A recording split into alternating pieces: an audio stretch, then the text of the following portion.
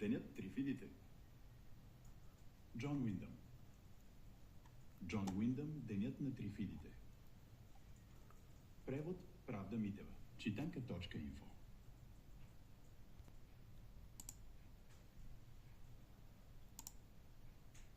Ослеплият град.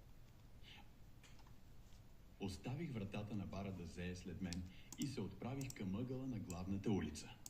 Там се поколебах. Ако тръгнах наляво през предградията, щях да стигна до открито поле. Надясно беше лондонският Уест Енд, а отвъд него – Ситито. Малко си бях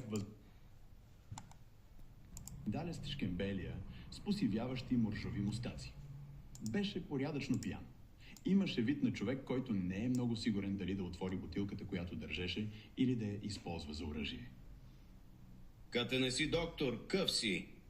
Запита той подозрително.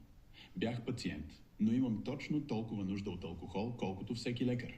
И добавих, а това, което държиш, отново е джин. А, така ли? Проклет джин! Каза той и го запрати на някъде. Шишето излетя през прозореца с бодър трясък. Я ми дай този тирбушон от... Свалих от рафта бутилка уиски,